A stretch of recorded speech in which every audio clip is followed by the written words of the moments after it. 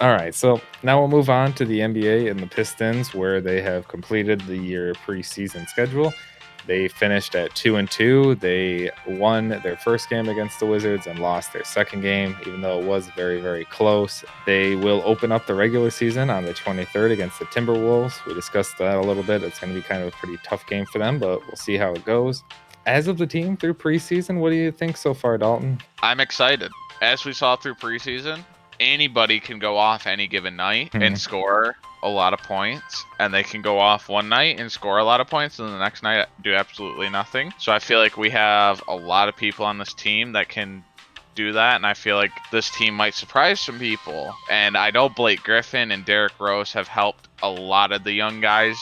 That's all I've heard is like them talking about how much Blake Griffin and D Rose has helped. And in the third preseason game, Blake Griffin wasn't doing too much. Like, he wasn't really scoring. He wasn't doing that. But anytime there's a timeout or like any kind of stoppage of play, you saw Blake Griffin talking and like telling the players how to do stuff and like just helping the players, because Blake Griffin's a veteran and that's what he's here to do. So that's what he was doing. And it's good to have that, because Blake Griffin is an all-star. He's been an all-star. He's been one of the top players in the NBA, obviously not as of recently due to injury and everything, but back with the Clippers, he was, and he was in those playoff runs. He was in so he was a good player, a great player. So just having him there to be able to teach the guys and like basically pass on his wisdom like all veterans do to the rookies, it's nice to have. Exactly. Yeah, Blake Griffin has, and even with the Pistons, he's still been a really great player. I wouldn't say top tier all-star player, but he has still been one of the best players in the league. Honestly, it seems, if you watch the games, it seems like we were struggling from three really, really bad, but I don't know if the whole league is struggling with threes. As of right now, the Pistons are sitting at 36.7 3-point percentage on the league, and that is 11th in the entire league. Right now, it's the Utah Jazz and the Miami Heat that are shooting at the top 3-point percentage through the preseason. Of course, Miami is, baby. They got the shooters. Shut up. This isn't a Miami Heat podcast. Anyways, yeah, so we're actually looking okay. Killian Hayes does seem to be struggling a little bit, but I mean, what do you expect out of a 19-year-old kid who's just playing in his first NBA games against some grown men? And like we said in podcasts previous to this one, he's going to develop and learn the NBA style game, and he's going to get there. It's his first 4 games in the NBA. Give him time. I feel like we're just a broken record on repeat at this point.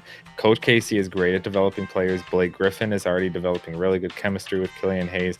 Derrick Rose and Killian Hayes seem to have a really good relationship, and they play off of each other really well, coming in and swapping in and out.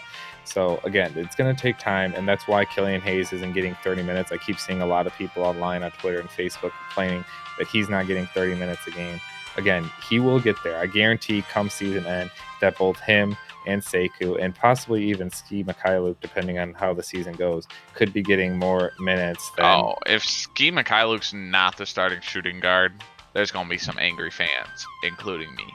Yeah, so like I said, I guarantee that they're going to be starting by the season's end, not just because of injuries, but because of their play on the court and how well they've improved throughout the season. Again, we're going to watch them develop throughout the season. We're going to watch them turn into amazing players right before our eyes. We didn't see it with Sekou. Like, we saw him. He didn't really get a lot of playing time last year, but you definitely saw it from the beginning of the year to the end of the year. He looked like almost 2 completely different players. Even this year, you can see a difference from last year to this year.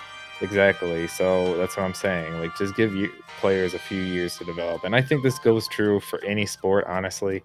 But I don't think you really know what you have in any player until 3 years in, probably the mid to end of their third year professional career. If they're healthy, if they're injured, that kind of skews things. But if a player is healthy for their first 3 seasons of their career, you kind of have an idea of what type of player they're going to be. Yeah, it's given them time to develop. It's given them time to get used to their team and the league and how it works and how it operates and the speed of the league and everything. So by the time their third season, you can kind of tell a player, and so that's what I'm saying. We still have plenty of time with these guys. Obviously, there are going to be some people that are like, there's certain players, like there's people that don't need that. Like, they're just like good. Like, yeah, there are some talented players that come in and just automatically ball out. You know that they're just going to be amazing from the start. Like, obviously, look at Luka Doncic, Kevin Durant, LeBron James, Zion Williamson, like players like that, are just going to come in and dominate. Yeah, that's what I was gonna say. Yes, there are players that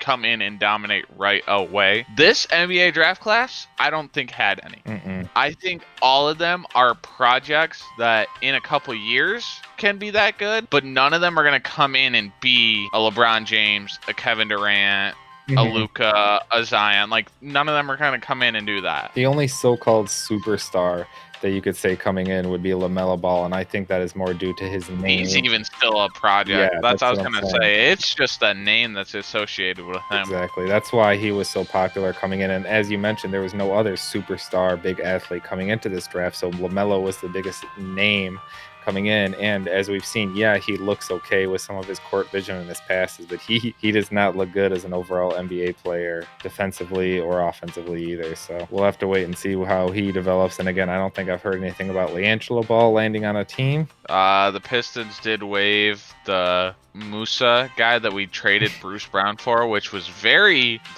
kind of weird because that literally means we traded Bruce Brown for a second-round pick, which I don't understand. But, I mean, I guess it is what it is. We got good players in the draft. We did all that, so. Exactly. Troy Weaver had a plan. He came in and cleaned house and did what he wanted to do, and we'll see how the season goes. We'll see if Derrick Rose and Blake Griffin are even Pistons come season's end.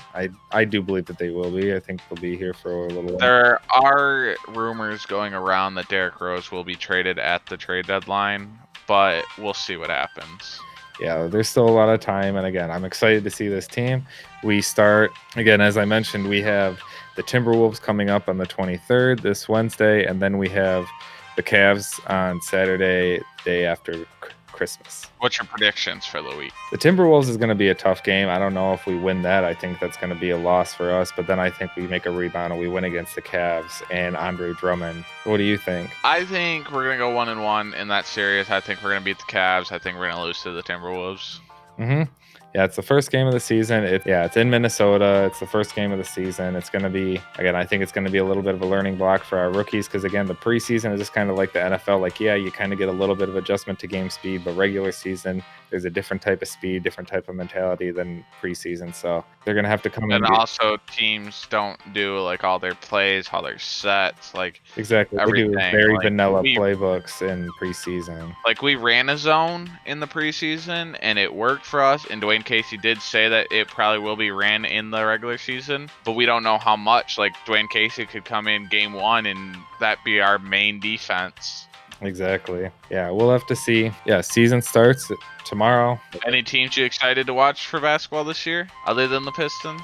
Not really. I mean, I think it'll be interesting to see what the Warriors do with all their new players and without Klay Thompson and without Kevin Durant and a healthy team, healthy Steph Curry. See what they do if they're back to their full superstar form or if they're going to take a little while, especially with Kelly Oubre. Obviously, the Heat, I'm excited, even though I'm not a Heat fan like you, I'm excited to see what they do following their trip to the finals and if they can kind of repeat that run and keep that success going or if they kind of falter off a little bit this season. I was going to say, I'm excited about the Heat, obviously, because I am a Heat fan, so I'm excited about them. Another team that excites me is the Phoenix Suns. Devin Booker, which he's one of my favorite players in the NBA, too. Yep, but Devin Booker and Chris Paul, I think, are going to be dirty. With DeAndre Ayton, I think that's going to be a great team. I think they're going to be one of those Western Conference playoff teams this year. I think Devin Booker is finally going to get the playoffs. Because, I mean, Chris Paul led the Thunder to the playoffs last season. They had kind of a little bit of a run there in the bubble where they won quite a few games straight against a bunch of really good teams. So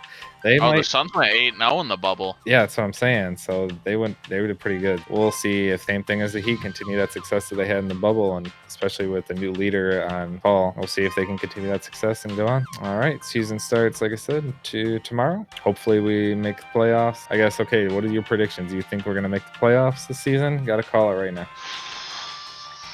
No. You don't think we're going to make the playoffs in the East? No. I think we're going to sneak in. I think we're going to sneak in a 7th, 8th seed.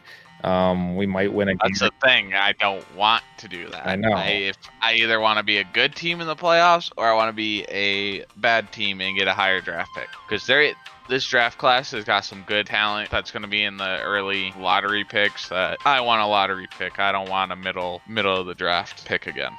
All right. Well, we all know Troy Weaver's aggressive. Even if we do get a middle thing, he might try to trade for a first round pick, an early lottery pick. We'll see what Troy Weaver does. We know he's an aggressive type of general manager. So, all right. I guess that'll do it. Thanks everyone for tuning in. We'll see you again next time.